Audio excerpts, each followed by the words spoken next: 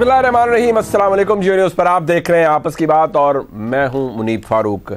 कभी आपने सोचा है कि एक लफ्ज़ हम इस्तेमाल करते हैं कि बड़ा पोलराइज्ड माहौल है, बड़ी बिटर डिवीज़न है, इतनी पोलराइजेशन पाकिस्तान के अंदर, पाकिस्तान के सोशल फैब्रिक के अंदर कभी नहीं थी। कहना आसान होता है, लेकिन अगर आप अपने इर्द गिर्द इतनी ज़्यादा नफ़रत महसूस कर रहे हैं, इतनी ज़्यादा तफरीक महसूस कर रहे हैं, तो फिर ये जान लीजिए कि यही पोलराइजेशन है और यही वो पोलराइज्ड माहौल है जिसके बारे में हम बात करते रहते हैं। आज पाकिस्तान के अंदर ना सिर्फ गवर्नेंस के मसाइल हैं, ना सिर्फ मईशत के मसाइल हैं, बल्कि आज पाकिस्तान के वो घर जिनसे इंसाफ की तवक्को होती है, जिनसे जस्टिस की तवक्को होती है, जहाँ से इम्पार्शियलिटी की तवक्को होती है, जहाँ कंप्लीट इंडिपेंडेंस की तवक्को होती है, उन घरों के ऊपर भी सवाल उठ रहा है। ऐसी ऑडियोज़ और वीडियोज़ सामने आ रही हैं जिसने पाकिस्तान के अंदर जो निज़ाम इंसाफ है उसकी भी चूल्हे हिला दी हैं। वो इसलिए कि आप अदालत में क्यों जाते हैं? आप इसलिए जाते हैं कि आपको इंसाफ मिलेगा और इस उम्मीद और इस कॉन्फिडेंस के साथ जाते हैं कि जो रिलीफ आप मौजूद जज साहिबान के सामने ले जाना चाहते हैं वो मेरिट पर सुनी जाएगी और मेरिट पर ही उसका फैसला होगा। लेकिन बदकिस्मत बात यह है कि पिछले कुछ अरसे से पाकिस्तान के अंदर ये एक सिलसिला शुरू हो गया है। इसका आगाज़ तो खैर बहुत पहले हुआ था और उसका जो ऑडियो एविडेंस था वो मरहूम जनरल जो मलिक क़य्यूम साहब की ऑडियो थी उसकी सूरत में सामने रिकॉर्ड का हिस्सा है। वो अनडिनाइबल फैक्ट था। जिस तरह से मोहतरमा बेनज़ीर भुट्टो शहीद के खिलाफ वो तमाम फैसले आए, मलिक क़य्यूम साहब को अपना ओहदा छोड़ना पड़ा, वो जज नहीं रहे। वो एक ऑडियो लीक थी। अब यहाँ पर मौजूद जज साहिबान के हवाले से ऑडियोज़ आ रही हैं। अब एक कन्फेशनल स्टेटमेंट उसे कहा जाए, एक वीडियो बयान जो कि साबिक वज़ीर आला पंजाब जनाब चौधरी परवेज़ इलाही साहब के प्रिंसिपल सेक्रेटरी, पहले सेक्रेटरी असम्बली थे, बाद में प्रिंसिपल सेक्रेटरी बने, मोहम्मद खान भट्टी साहब, उनकी गुफ्तगू सामने आई। अब जिस तरह के इंकशाफात वो कर रहे हैं वो ओवरऑल हमारे निज़ाम अदल, हमारे जो अदालत आलिया है यानी हाई कोर्ट्स हैं, अदालत उज़्मा है, सुप्रीम कोर्ट है, उसके हवाले से बड़े शदीद तहफ़्फ़ुज़ात का इजहार है। बहुत से सवालात हैं जो पाकिस्तान के अंदर सिवाय इसके कि नहीं कोई उससे पर्सनली एग्रीव्ड है या नहीं है, या कोई उसे डिनाई कर रहा है या नहीं, हर कोई पूछ रहा है कि ये आजकल हो क्या रहा है और क्या इन तमाम इल्ज़ामात की, इन तमाम बातों की कोई इंक्वायरी हो सकती है, होनी चाहिए या नहीं होनी चाहिए। दूसरी बात यह कि आज एक और बड़ी अच्छी मिसाल कायम हुई। इमरान खान साहब तशरीफ़ ले गए लाहौर हाई कोर्ट के अंदर, जैसे बाकी वज़राए आज़म भी गए, बहुत से हाई प्रोफाइल लोग जाते हैं, इमरान खान साहब तशरीफ़ ले गए। आज ना तूफ़ान बदतमीज़ी देखने को मिला, ना कोई मारताड़ हुई। इमरान खान साहब ने कहा मैं दूसरी गाड़ी में आ गया हूँ, बड़ी अच्छी बात है, वो आए। ना उनकी मकबूलियत में कोई फ़र्क आया, उनको जो प्रोटेक्शन मिलनी चाहिए थी बहसीत साबिक वज़ीर आज़म वो ज़रूर मिली और वो मिलनी भी चाहिए। मैं समझता हूँ अगर उनकी ज़िंदगी को ख़तरा है तो इससे ज़्यादा प्रोटेक्शन भी उन्हें मिलने चाहिए, लेकिन उनको अदालत में जहाँ अदालत बुलाए पेश होना चाहिए। लेकिन इससे साबित क्या होता है कि जब इमरान खान साहब इस्लामाबाद तशरीफ़ नहीं ले गए, जब कोर्ट के मुतअद्दिद दफ़ा बुलाने पे, तो वो तो महज लोगों को बुरा लगेगा, लेकिन वो तो फिर एक बहाना था। और जो उसके बाद तूफ़ानी बदतमीज़ी आया उसका ज़िम्मा आप हुकूमत पे डालिए या इमरान खान साहब पे पहले ख़ुद डालिए कि उन्होंने वो एनवायरनमेंट क्रिएट कर दी। लेकिन जवाब एक है कि ये सब मुमकिन था, आप अदालत जा सकते थे, आप अपने वर्कर्स, अपने सपोर्टर्स को कह सकते थे कि मैं एक ऑर्डनरी पेशी के लिए जा रहा हूँ, कोई ऐसी बात नहीं है, मैं हाज़िरी लगवाने जा रहा हूँ या मैं फ़र्ज़ जुर्म के लिए जा रहा हूँ, कोई पहाड़ नहीं टूट रहा और मैं जाऊँगा और कानून का एहतराम करूँगा। वो नहीं हुआ। आज इमरान खान साहब ने अपने कॉन्डक्ट से, अपने पहले वाले कॉन्डक्ट को खुद कंडेम कर दिया। चलिए अच्छी बात है, देर आए दुरुस्त है, और उम्मीद की जाती है कि इमरान खान साहब यूं ही अदालतों के अंदर पेश होंगे और उन्हें जो सिक्योरिटी चाहिए वो रियासत का काम है कि वो उन्हें प्रोवाइड करे। लेकिन जिस बिटर डिवीज़न की मैं बात कर रहा हूँ वो इस हद तक पहुंच चुकी है कि पाकिस्तान का जो हुक्मरान इत्तेहाद है वो ये समझता है कि इमरान खान साहब की जमात के ऊपर पाबंदी लगा देनी चाहिए। मतलब ठीक है, सारे नहीं सोचते होंगे, लेकिन चंद एक ऐसे हैं जो कि ये कहते हैं कि देखिए जी इन्होंने तो दहशत गर्दी कर दी तो इनको कलअदम करार दे दिया जाए। इससे ज़्यादा मज़का खेज़ बात मेरे ख्याल में कोई नहीं हो सकती। ये प्रैक्टिस 2021 में TLP के साथ की गई। जारी बात है TLP ने जो किया, उन्होंने भी बाद में ये प्ली ली कि हम एक सियासी जमात है, हमारे भी रजिस्टर्ड वोटर्स हैं, हमारे कैंडिडेट्स हैं, हम इलेक्शन लड़ते हैं। रियासत ने उस वक्त किया, लेकिन वो बाद में हर चीज़ रिवोक हो गई। लेकिन वो जमात जो कि पाकिस्तान के अंदर इस वक्त मैं समझता हूँ सियासी तौर पर सबसे ज़्यादा एंट्रेंच्ड जमात है, उसको आप कलअदम करने का सोच भी कैसे सकते हैं? अगर आप ये सोच रहे हैं तो फिर आपको या तो आईने के सामने खुद खड़े हो जाइए और सोचिए कि आपकी जो मेंटल कैपेसिटी है उसके अंदर कोई फ़र्क आ गया है। आप रीजनिंग या लॉजिक से आप सोच नहीं सकते, आप एक सिंगल पॉइंट एजेंडे के ऊपर काम कर रहे हैं। ये भी बात अपनी जगह मौजूद है। दूसरी बात ये कि कल जॉइंट सेशन है और बहुत सी खबरें गर्म हैं। ये कहा जा रहा है कि कल हुकूमत की तरफ से बाकायदा तौर पर इस जॉइंट सेशन के अंदर करारदाद आ जाएगी कि ना ही इंतखाबात इस साल हो सकते हैं, और ये जो दोनों असम्बलियों यानी पंजाब और खैबर पख्तूनख्वा की असम्बली है, ये भी जनरल इलेक्शन से इंतखाबात रहते, लिहाजा इंतखाबात मुलतवी हो रहे हैं। इस तरह से इसके इर्द गिर्द मिलती जुलती को करारदाद शायद आ रही है, शायद ना आए, लेकिन अगर आएगी तो किस प्रिटेक्स्ट पे आएगी? आइन तो वो है जो मौजूद है, लेकिन क्या जॉइंट सेशन के अंदर आप इस तरह की करारदाद ला के उस बात के ऊपर मोहर सब्त नहीं कर रहे कि मुल्क के अंदर इस वक्त अगर इमरान खान साहब बहुत मकबूल हैं, आप उनके खिलाफ इलेक्शन नहीं जीत सकते, लेकिन आपने ये सोच लिया है कि आपने इलेक्शन नहीं करवाने? अगर ये बात मौजूद है तो फिर ये जहन में रखिए, आप जो मर्जी फैसला ऐवान के अंदर ले लीजिए, लोग इस बात को एक्सेप्ट नहीं करेंगे।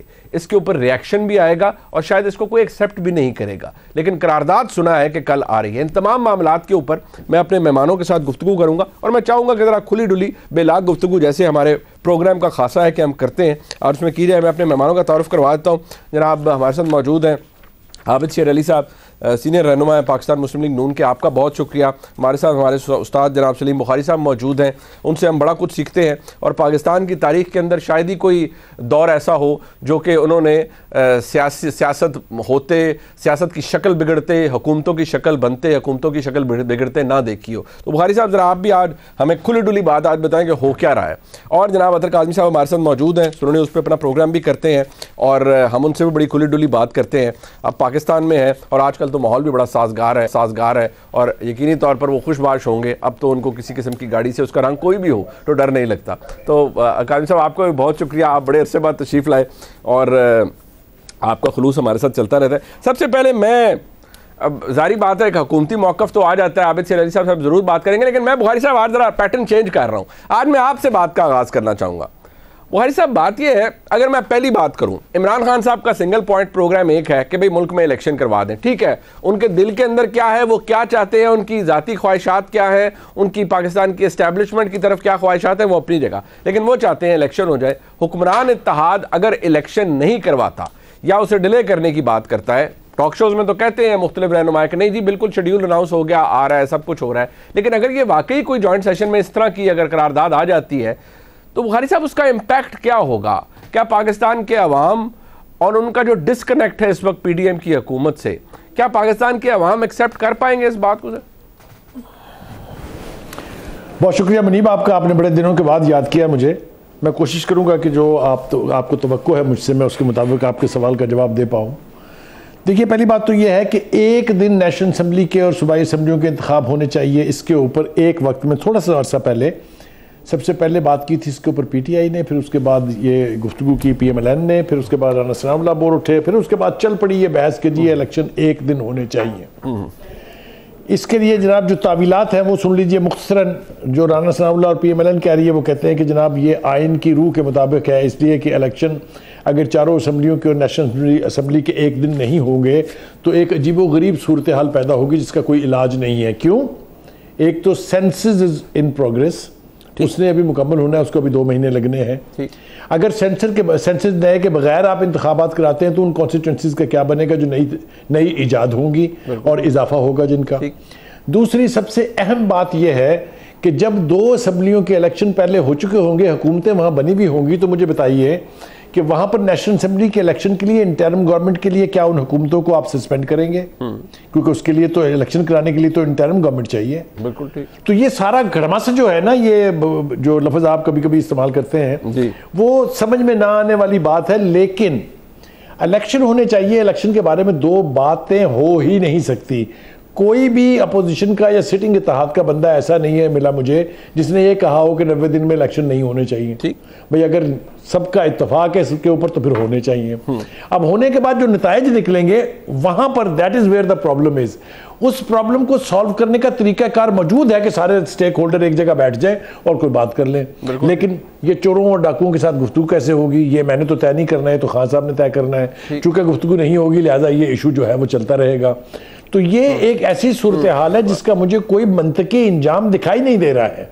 क्योंकि खान साहब अगर इनसे बात नहीं करेंगे तो बाकी नीचे के लेवल के ऊपर जो भी कोई बात करेगा उसकी ना कोई क्रेडिबिलिटी है, सर कथा कलामी सर इसमें जरा रहनुमाई फरमाइए कि अब तो हुकूमत भी इस नेच पर आ गई है ना कि वो भी कहते हैं हम भी बात नहीं करेंगे इमरान खान साहब से। और आपको पता है हम तारीखी तौर पर कॉन्फ्लिक्ट रेजोल्यूशन के लिए हर कोई कहता है एस्टैब्लिशमेंट बिठा दे सारों को। एस्टैब्लिशमेंट तो सारी बात है बिठाएगी नहीं। खान साहब से एस्टैब्लिशमेंट का ताल्लुक इस वक्त काफ़ी हालात जो है वो खान साहब की तरफ से मोहब्बत बार बार दिखाने की कोशिश की जा रही है, दूसरी तरफ से जवाब नहीं आ रहा, तो वो ये तो हो नहीं सकता। तो अब तो हुकूमत भी कह रही है हमने आपसे बात नहीं करनी, तो फिर नतीजा निकलेगा क्या सर?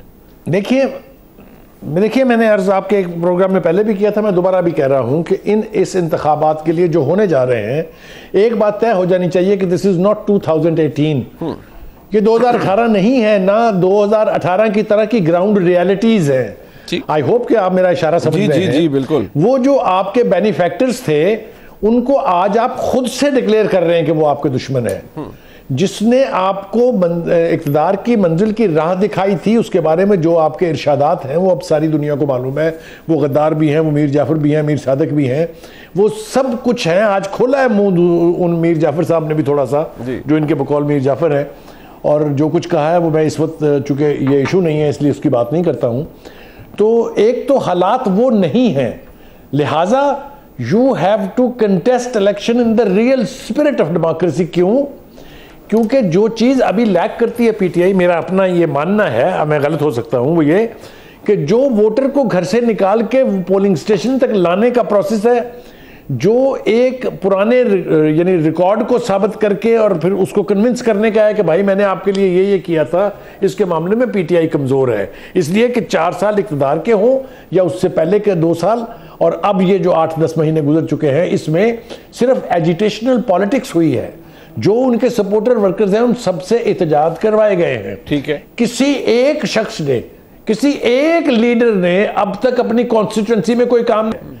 मैं आपको एक इशारा छोड़े जा रहा हूं और मैं अपने साथियों से चाहूंगा कि उसके ऊपर जरूर कमेंट करें। एक चीज होती है जिसको इलेक्टोरल प्रोसेस में कहते हैं साइलेंट मेजॉरिटी, जो बहुत क्रूअल होती है। ठीक है। ये वही है जिसने केपीके में पूरी काया पलट दी और पीटीआई को मेजॉरिटी दिलवा दी। ये वही साइलेंट मेजॉरिटी है जिसने दूसरी दफा भी दिलवा दी।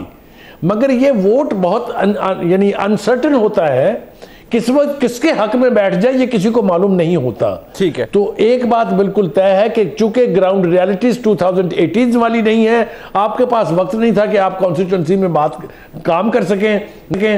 नतीजा क्या निकलेगा, इट इज एनीबडीज गेस। ठीक। अच्छा, मैं जरा इसको थोड़ा सा आगे लेके चलता हूँ। अब अच्छा, मैं जरा आपके पास आना चाहूँगा। एक देखिए, इमरान खान साहब की सियासत, उस पर आप 100 एतराज़ कीजिए, लेकिन सबसे बड़ी बात एक है, उनका बयानिया ये है कि वो इलेक्शन साफ शफाफ चाहते हैं और उनका ख्याल ये है कि वो इलेक्शन होंगे और वो जीत जाएंगे।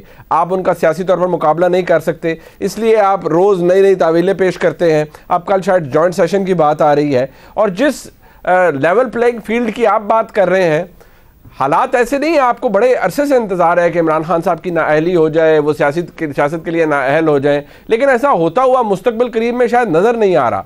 तो आपके लिए क्या ऑप्शन है अब? अगर आपने ये कल डिले भी करवा दिए इलेक्शन और सोच लिया कि हमने नहीं करवाने इलेक्शन, तो सियासी तौर पर तो आपको फ़ायदा नहीं होगा बल्कि मज़ीद नुकसान होगा। मुनीब साहब देखें, हाल ही में अभी बाय इलेक्शन हुए, मैंने खुद इमरान खान के खिलाफ जो इस वक्त अपनी सियासी उड़ान पे है, पीक पे है, अल्हम्दुलिल्लाह मैंने उसके अगेंस्ट 78,000 वोट लिए। जो लोगों ने मुझे वोट दिए, वो मेरे फैसलाबाद के लोगों ने मुझे वोट दिया। इमरान खान खुद खड़ा था 8 हल्कों में, अल्हम्दुलिल्लाह डस्का में भी ये जो हमारे शाहकोट वाली सीट है, ननकाना साहब वाली, वहां पे भी बड़ी क्लोज फाइट हुई। तो कोई ऐसी बात नहीं है, इलेक्शंस में हार जीत होती है, अल्लाह खैर करता है। हम ना इमरान खान से सियासी तौर पे कमजोर है, ना अल्लाह के फजलो करम से कोई जिस्मानी तौर पे कमजोर है। वो इमरान खान की कमजोरी थी जिसने उस वक्त की इस्टेब्लिशमेंट को तल्ले किए, जनरल फैज हमीद को, और उन्होंने नवाज शरीफ साहब को सियासी अखाड़े से बाहर रखा। ना सिर्फ अखाड़े से बाहर रखा बल्कि उस वक्त के जो फिरौन चीफ जस्टिस थे साकिब नासार, उसने मियां मोहम्मद नवाज शरीफ साहब की सदारत तक वापस ले ली। ये मुनीफ फारूक साहब, आप शायद याद है, मुझे याद है, आपको याद होगी। उसके बाद ना सिर्फ सदारत दी गई बल्कि सेनेट में जो हमारी जीती हुई नशिस्तें थी उनको मुस्लिम लीग नून के टिकट पे उनको इलेक्ट नहीं करवाने दिया गया। हमारे साथ तो इमरान खान के होते हुए हर वो गैर जमहूरी रवैया इख्तियार किया गया जिसकी नजीर पूरी पाकिस्तान में नहीं मिलती। या उसके बाद सेनेट का इलेक्शन ले ले, जिस तरह सेनेट का इलेक्शन चोरी किया गया, पंजाब में हमारी मेजॉरिटी थी जिस तरह हमें मिनॉरिटी में तब्दील किया गया। तो मुनीब फारूक साहब ये बातें ना करें, ये बातें आवाम ने देखी और हम किसी तरीके से भी इमरान खान ने जो हमारा आरटीएस सिस्टम बैठाकर इलेक्शन चोरी किया, खुद सबसे बड़ा चोर तो ये है। और जिसको लाकर मुसल्लत किया गया पाकिस्तान की मईशत का जनारा तो उसने निकाला। लेकिन उसके बावजूद मुनीब साहब आपने जो कहा, हम किसी पॉलिटिकल पार्टी के बैन के हक में नहीं, ठीक है, बल्कि एमक्यूएम और दूसरी जो पॉलिटिकल पार्टीज हैं जिनको आपने सियासी तौर पर खत्म करने की कोशिश की, हर लिहाज से खत्म करने की कोशिश की गई, तो बहुत से अच्छे लोग हैं, उनको भी पूरा फ्री माहौल होना चाहिए। आपको तो पता है इनके डिक्टेटर के दौर में, इमरान के डिक्टेटरशिप के दौर में सेंसर होकर टीवी पे प्रोग्राम आया करते थे। जो एंकर आजादी से प्रोग्राम करता था उसको नौकरी से निकलवा दिया करते थे। फारूक साहब ये चीजें खुदारा नहीं भूलिए इन चीजों को। आपको भी पता है कि टीवी मालकान को अंदर किया गया, लोगों को अफसार आलम को गोलियां मारी गई। तो ये इसकी डिक्टेटरशिप पाकिस्तान को नहीं, वो ठीक है। आप मैं बात ये आबिद साहब, आपने आपका सियासी मौक़िफ़ अपनी जगह, आप ठीक है, दुरुस्त बात है, इलेक्शन कॉन्टेस्ट करना, किसी का जीतना किसी का हारना, ये कोई बड़ी बात नहीं है। इलेक्शन के अंदर ऐसा ही होता है, एज लॉन्ग एज साफ और शफाफ हो। लेकिन अगर आपकी हुकूमत जिसका आप हिस्सा है वो ये सोच रही है कि इलेक्शन को आगे बढ़ा दिया जाए या इलेक्शन मुलतवी करवाए जाए, तो मैं उसके इम्पैक्ट की बात कर रहा था। अगर इतना ही सादा होता या उतना आसान होता जो आपने कहा है तो फिर इशू ना बनता। आप ठीक है, आप सियासी वर्कर हैं, आपने बड़ी अच्छी बात की कि कोई मसला नहीं है इलेक्शन का होना। मेरी 3 चीजें नोट फरमाएं। एक तो मुझे शदीद तहफ़्फ़ुज़ात है वोटर लिस्टों पर, ठीक है, ये जो नादरा के रिकॉर्ड के मुताबिक वोटर लिस्ट है, मैं आपको डॉक्यूमेंट्स मैंने आपको व्हाट्सएप भी किए थे, शायद आपने देखे नहीं होंगे, मेरे पास एविडेंस पड़े हुए कि ये वोटर लिस्ट है बोगस है, ये 2 नंबर वोटर लिस्ट है। तो मैं ये जो वोटर लिस्टों के मुताबिक इलेक्शन हुआ, मैं इसको मानने के लिए तैयार नहीं हूं, लेकिन इसके बावजूद जो हुआ इसको छोड़ दे। लेकिन मुझे बताएं, क्या 2 सूबों के अंदर मर्दमशुमारी के बगैर इलेक्शन हुए? सूबा पंजाब जो पाकिस्तान का सबसे बड़ा सूबा है, आप उसमें अभी हमने ये थोड़ा, ये जो सेंसस का प्रोसेस है, ये तो पीटीआई की हुकूमत में डिजिटल सेंसस शुरू हुआ था, ठीक हो गया। उस सेंसस को मुझे बताएं, आप इंतखाबात करते हैं, आप कोई भी रेड पिटीशन लेकर चल जाए कोर्ट के अंदर, ठीक है, 2 सूबों में आप मर्दमशुमारी के साथ इलेक्शन कर रहे हैं, ठीक है, बिल्कुल ठीक है। आप ये कह रहे हैं कि ये वजूहात है जिनकी बिना पर इलेक्शन डिले हो सकता है। चले एक मिनट, अगर मुझे जरा वक्त दे दीजिएगा, मैं जरा एक ब्रेक मुख्तसर सा ले लूँ। अदर काज़मी साहब हमारे साथ मौजूद हैं, जारी बात है वो पहले हमारे साथ वीडियो पर मौजूद थे, लेकिन जब हम ये प्रोग्राम रिकॉर्ड कर रहे हैं तो इसके दौरान आपको आज बहुत बड़े मैग्नीट्यूड का ज़ल्ज़ला आया। अल्हम्दुलिल्लाह हम उम्मीद कर सकते हैं कि लोग अपने घरों में खैरियत से होंगे, लेकिन अतर काज़मी साहब को फिर हमारे स्टूडियो से इस्लामाबाद से बाहर जाना पड़ा क्योंकि इतना बड़ा झटका था ज़ल्ज़ले का। अब अभी हमारे साथ वो टेलीफोन लाइन पे मौजूद है। एक मुख्तसर सा ब्रेक लेते हैं, वापस आते हैं, इस गुफ्तगू को जरा आगे बढ़ाते हैं, हमारे साथ रहिए। आप खुशामदीद कहते हैं। अदर काज़मी साहब, देखिए इमरान खान साहब का मौक़िफ़, उनकी सियासत, उनका तर्ज़ सियासत, उस पर तनकीद डिबेट हर जगह होती है। वो पॉपुलैरिटी अपनी जगह, लेकिन वो भी लाइसेंस आपको नहीं देती कि अगर आप कोई गैर कानूनी काम करे या कोई आपका बड़ा अजीब सा कॉन्डक्ट हो, उस पर तनकीद तो होगी। लेकिन सवाल यहाँ ये है कि हुकूमत की तरफ से शायद इस तरह के इशारे अब मिल रहे हैं कि जॉइंट सेशन आ रहा है, जो बातें हाईलाइट की सलीम बुखारी साहब ने या सियासी मौक़िफ़ दिया आबिद सैर अली साहब ने, अगर आप इन सारी बातों को मिलाएं तो एक रियलिटी तो ये है कि वाकई सेंसस की एक्सरसाइज हो रही है, डिलिमिटेशन के इश्यूज़ हैं, वोटर लिस्टों के आबिद सैर अली साहब ने कहा इश्यूज़ हैं। तो ऐसी सूरत हाल में इलेक्शन होता हुआ नज़र नहीं आ रहा। ये बातें तो पहले भी हो रही थी, लेकिन अब अगर ये खबर दुरुस्त है कि कल जॉइंट सेशन होने वाला है और उसके अंदर ये करारदाद आ जाएगी कि इलेक्शन मुलतवी हो रहे हैं, तो हम उसके इम्पैक्ट के ऊपर बात कर रहे हैं। लेकिन आज जो एक सिविल सोसाइटी का एक ग्रुप जो है वो इमरान खान साहब से मिला है, जो कि बड़ी अच्छी एक्सरसाइज है। इमरान खान साहब तो शायद अभी भी बात करना चाहते हैं, लेकिन आपको लगता है कि इमरान खान साहब ऐसी किसी एक्सरसाइज को, या जो अगर कल जॉइंट सेशन में आ जाता है कोई मामला, इसको एक्सेप्ट करेंगे और उसका इम्पैक्ट आपके नज़दीक क्या होगा? देखिए मुनीब भाई, पहले तो शुरू में आपने दोनों मौजूद दोस्तों का तारुफ करवाया और मेरा भी तारुफ करवाया, पर लगा ऐसे कि जैसे मेरी मुखबरी की आपने और उनका तारुफ करवाया कि काज़मी पाकिस्तान आया। दूसरी बात ये है कि ये जो आपने क्वेश्चन किया, ये बड़ा इंपॉर्टेंट क्वेश्चन है कि क्या इसका इम्पैक्ट क्या होगा। देखें इस वक्त लग रहा क्या है, आप जो मर्जी कहते रहे, इस वक्त अवाम के अंदर एक तासुर क्या है, तासुर ये है, आप किसी भी बात कर लें, वो ये कहते हैं कि जी हुक्मरान इत्तेहाद जो है वो इलेक्शन से भाग रहा है। आज से क्या 6 महीने पहले ये सारे मसाइल नहीं थे? क्या उस वक्त सेंसस हो चुकी थी जब साल पहले पीडीएम वाले कहते थे अभी असेंबली तोड़ो और अभी इंतखाबात करवाओ? क्या उस वक्त वोटर लिस्टों का मसला नहीं था? ये सब कुछ हमारे सामने है ना। और उस दौर के अंदर जो जो क्रिटिसाइज करते थे ये सारे मौजूद दोस्त, अभी इस वक्त जो पाकिस्तान के अंदर सूरत हाल है कि आज अमरीकी स्टेट डिपार्टमेंट की रिपोर्ट के अंदर भी पाकिस्तान को तनकीद का निशाना बनाया गया कि यहाँ पे जो मीडिया के साथ हो रहा है, दीगर जो मसाइल हैं, देखें ये उसके अंदर ऐड करेगा। आपकी जो पार्लिमान होती है वो कानून और आइन को आप होल्ड करती है। कोई भी जगह पे बैठ के अगर आप आइन और कानून के खिलाफ बात करेंगे तो वो एक जत्थे का तो फैसला हो सकता है, लेकिन वो आइनी और कानूनी फैसला नहीं हो सकता। आइन और कानून के अंदर बिल्कुल वाजे है कि कब इंतखाबात होने, किस वक्त होने। हाँ, उसके ऊपर अगर सारी मौजूद जमातें बैठ जाएं, बैठ के कोई हल निकालें, वो एक अलग बहस है। लेकिन अगर जो एक ऐसी पार्लिमान जिसके अंदर जो है जितनी नुमाइंदगी है इस वक्त वो आपके भी सामने है, अगर वो एक फैसला करती है, क्या उसको कोई मानेगा? मेरा नहीं ख्याल। उसको खान साहब तो बिल्कुल नहीं मानेंगे और बाकी भी उसके ऊपर सीरियस रिजर्वेशन होंगे। बट एक जो ग्राउंड रियलिटी की बात की है सलीम बुखारी साहब ने, वो बड़ी अहम है। अतर काज़मी साहब और सलीम बुखारी साहब हों, आप हों, आबिद सर अली साहब हों, मैं हूँ, हम सबको पता है कि ground realities in are part of the world उनकी बड़ी अहमियत होती है। इमरान खान साहब ने जो अपना सिलसिला मोहब्बत साबका इस्टेब्लिशमेंट के साथ उनका था, फिर फॉल आउट हुआ, फिर जाहिर बात है जो आजकल वो अपनी तरफ से मोहब्बत के पैगाम भेज रहे हैं लेकिन आगे से कोई रेसिप्रोकेट कोई नहीं कर रहा, जाहिर बात है जवाब नहीं आ रहा। तो ग्राउंड रियलिटी भी बड़ा मैटर करती है और ये तारीखी तौर पर भी अहम है। आपको लगता है कि उसका इम्पैक्ट भी इमरान खान साहब के जहन में है कि ग्राउंड रियलिटी ऐसी है कि हालात बड़े सख्त हैं, बड़े कशीदा हैं?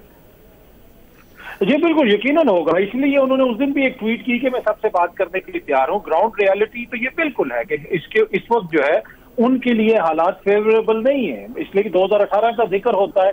तो मेरे ख्याल में ये जो सारी चीजें ये तो बेनिफिट करती हैं हुक्मरान इत्तेहाद को। अगर ये समझते हैं कि वो पहले किसी की मंशा से आए थे, मर्जी से आए थे, तो फिर इनको क्या कौन सा वो डर है कि जिसकी वजह से ये इंतखाबात में नहीं जाते? इसलिए कि इनको भी पता है कि इन तमाम तर रियलिटीज के बावजूद एक 22 करोड़ आवाम की रियलिटी भी है और वोट उन्होंने डालना है। और ये अगर इनको यकीन कीजिए, अगर किसी को भी पता हो ना, ये यकीन हो कि इमरान खान हार जाएगा तो ये परसों इलेक्शन करवा दें। तो यही तो असल इशू है कि तमाम तर रियलिटीज के बावजूद जो अवाम की मंशा है वो उसके बिल्कुल आपको बरक्स नजर आती है। अच्छा, ये एक मैं जरा क्योंकि आप मुझे पता है आपको कहीं और भी मसरूफ, जरा एक वो आज मोहम्मद खान भट्टी साहब जो जनाब चौधरी परवेज़ इलाही साहब के फॉर्मर प्रिंसिपल सेक्रेटरी है, उनकी एक वीडियो सामने आई है जिसमें कुछ अदालती शख्सियात का भी जिक्र कर रहे हैं। क्या फरमा रहे हैं जरा सुनिए। मैं चाहूँगा जरा मैं अतर काज़मी साहब से शुरू करूँ, फिर हम बुखारी साहब के पास भी जाएँ, लेकिन क्या फरमा रहे हैं जरा सुनिएगा।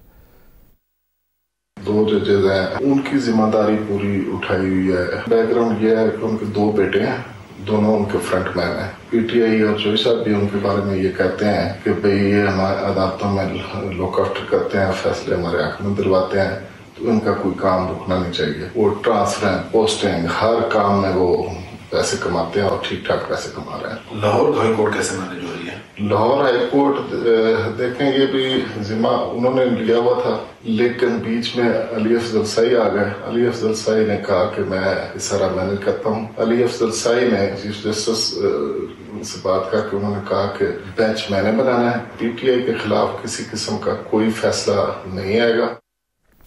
अब इसका जवाब चौधरी परवेज़ इलाही साहब ने भी अपनी ट्वीट के जरिए किया कि नामालूम अफराद के जरिए उठाया जाना और फिर अपनी मर्जी का बयान लेना वतीरा बन चुका है। साबिक प्रिंसिपल सेक्रेटरी मोहम्मद खान भट्टी को उठाया गया और फिर अपनी मर्जी का बयान देने पर मजबूर किया गया। और उनका ख्याल ये भी है कि मरीम नवाज शरीफ साहिबा और शरीफ ख़ानदान चाहते हैं कि हाई कोर्ट के जजेस उनके अंडर प्रेशर रहें। और फिर मोहन इलाही साहब ने भी आज ट्वीट किया, उन्होंने कहा जी कि एक जर्नलिस्ट को वो जवाब दे रहे थे कि मोहम्मद खान भट्टी साहब went missing for a month, no one was acknowledging his captivity, he was beaten, drugged and forced to say what was scripted for him. In court of law, he has already given his statement refuting all allegations. ये refute करना या sorry Parvez इलाही साहब का distance कर लेना, अली अफजल साई साहब ने भी अपना बयान दिया कि मैं किसी आने दवानी का रमेदार नहीं हूँ, बट सवाल सिर्फ ये है कितने सीरियस क्वेश्चंस रेज कर देता है ये हमारे निज़ामे इंसाफ पर। अतर कादमी साहब, starting with you, in this polarized environment, जब हर कोई अदालत की तरफ देख रहा है, हमारे हुक्मरान इत्तेहाद ये कहता है यदि कि एक फास्ट फूड चेन बन चुकी है और ड्राइव थ्रू के जरिए बेल मिल जाती है, और ये तो आपने स्टेटमेंट सुन ही ली, लेकिन वहाँ पर ऐसी स्टेटमेंट्स आना, फिर ऑडियो लीक्स भी आना, इसने तो हिला के रख दिया है हमारे मुल्क के निज़ाम इंसाफ को।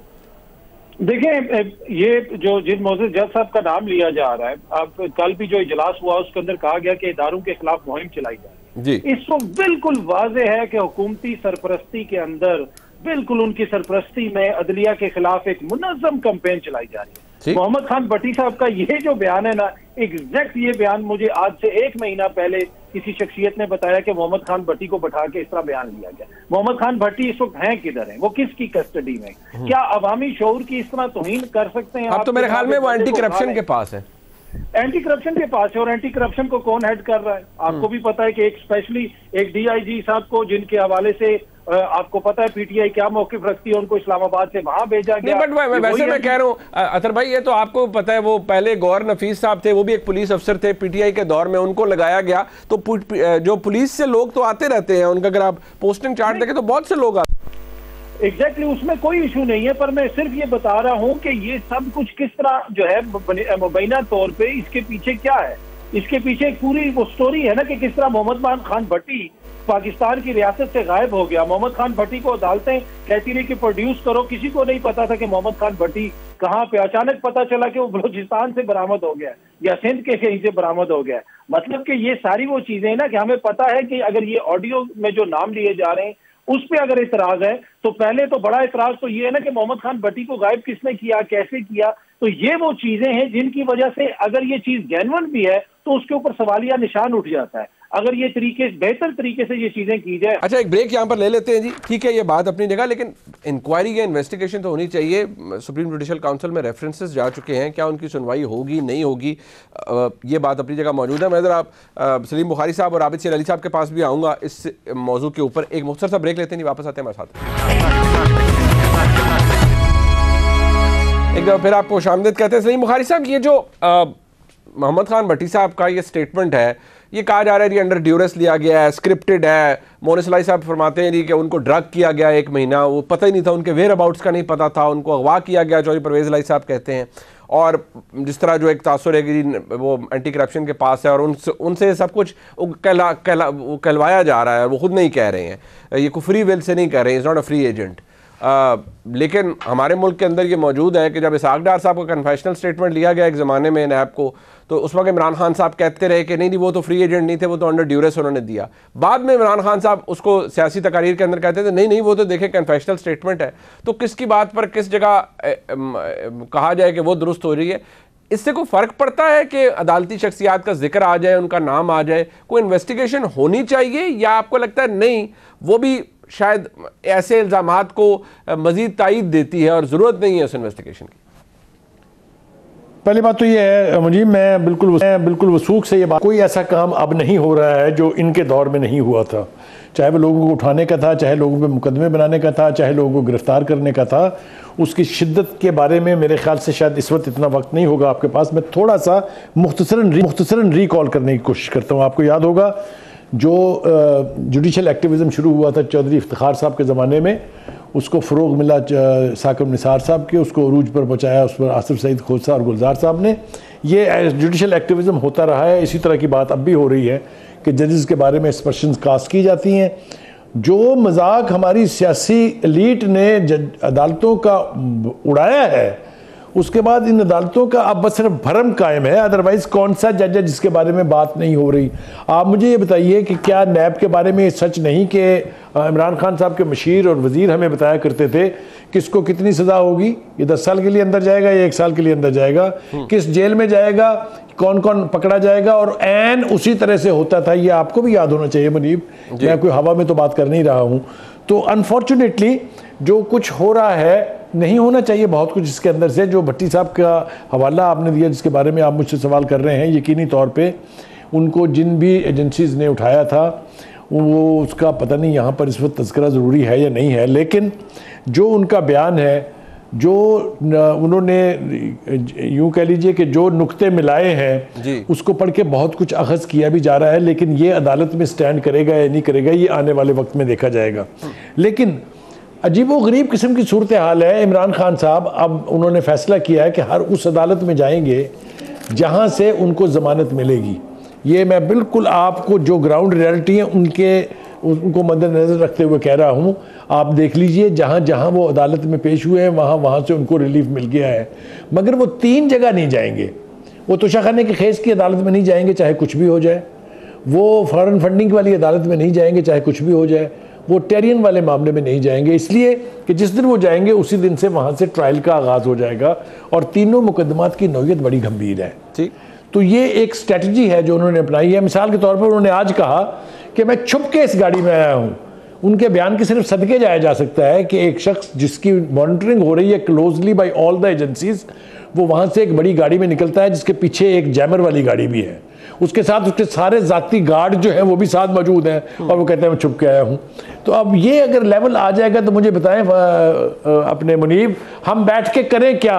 हम अपना माथा पीटने के अलावा क्या करें जब लेवल ये हो कि ना कोई सच बोल रहा है ना सच बोलना चाहता है, हर एक अपनी मर्जी के फैसले लेना चाहता है, वो चाहे हुकूमत है वो चाहे अपोजिशन है। तो ऐसे माहौल में सिवाय इसके कि हमारे जो यानी अदालती यानी जजेस कह लीजिए, जजेस की अदालतें कह लीजिए, या यूँ कह लीजिए कि अदलिया के इंस्टीट्यूशन के ऊपर जितनी खौफनाक एस्पर्शंस कास्ट हो रही हैं, मैं आपको यकीन से कहता हूँ इससे पहले कभी नहीं हुआ। इसका रिवाज किसने डाला है? मेरे ख्याल से ये कोई रॉकेट साइंस नहीं है। इसका आगाज़ भी खान साहब ने किया था और इसको मंतकी अंजाम तक भी खान साहब ही लेके जाएंगे। आबिद चरल साहब, एक बात है, आप मरीम नवाज शरीफ साहब का मैं दोबारा कहूँगा, वो बार बार पूरी PMLN कहती हैं, आप भी कह रहे हैं, मियाँ नवाज शरीफ साहब के केसेस का हवाला देते हैं। एक तरफ आप कह रहे हैं कि ये दोहरा मेयार नहीं होना चाहिए, और यहाँ तक अताउल्लाह तारड़ साहब कह रहे हैं कि कुछ जज साहिबान ने तो ये ठान ली है कि इमरान खान साहब को इक़्तिदार की कुर्सी पे दोबारा बिठाना, ये उनके अल्फाज है। दूसरी तरफ आप चाह रहे हैं कि जी मेयार भी ठीक हो जाए, मियाँ नवाज शरीफ साहब के केसेस का फैसला भी मेरिट पर हो जाए। तो अदलिया पर आपका एतमाद है या नहीं है? अगर वो मुतज़लज़ल है, शेकी है, तो फिर ये लेवल प्लेइंग फील्ड तो आपकी जिस तरह आप चाह रहे हैं वो तो शायद नहीं मिलेगी आपको।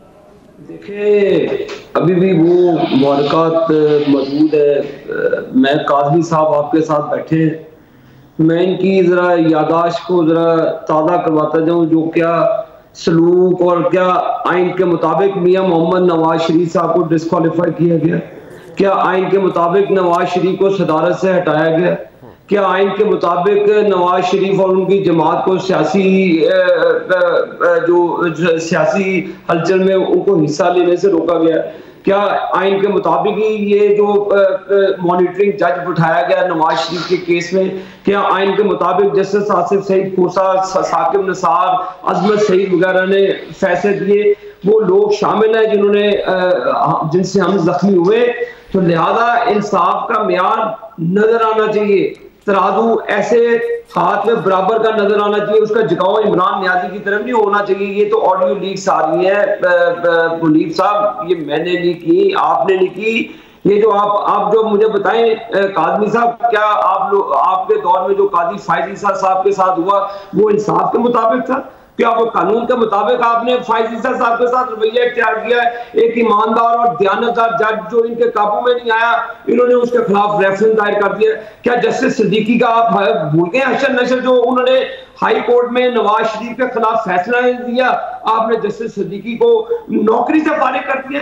ये तो इन्होंने जुल्म किया अपने दौरे इक़्तिदार में, और आप हमें आइन और कानून का सबक सिखा रहे हैं कि आइन के मुताबिक काम हो। कौन सा पाकिस्तान में बताए इतनी मार्शल लगाई कि आइन के मुताबिक मार्शल लगी, कि LFO के तहत जो हदफ लिए गए वो आइन के तहत हदफ लिए गए? मुझे कोई बताए कि कौन सा ऐसा काम एक भी जो आइन और कानून के मुताबिक किया गया? आइन का जितना मजाक, जितनी तजलील इन लोगों ने किया पाकिस्तान में, उसकी मिसाल नहीं। जिन्होंने आइन बनाया होगा उनकी रूहें भी आज कब्रों में कांप रही होगी कि जो आइन का हशर किया। मेरी फिर सवाल यही है कि उसके असरात मौजूद हैं, हम उसके विक्टिम। इंसाफ होता नजर आए।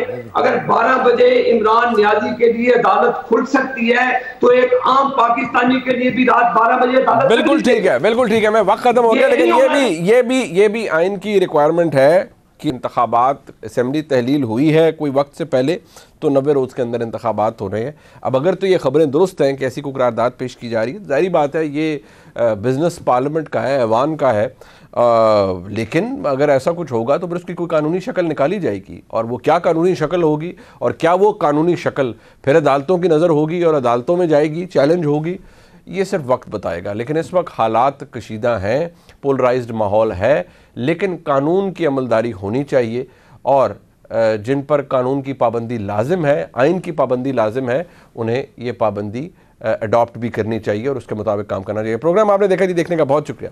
खुदा हाफिज़।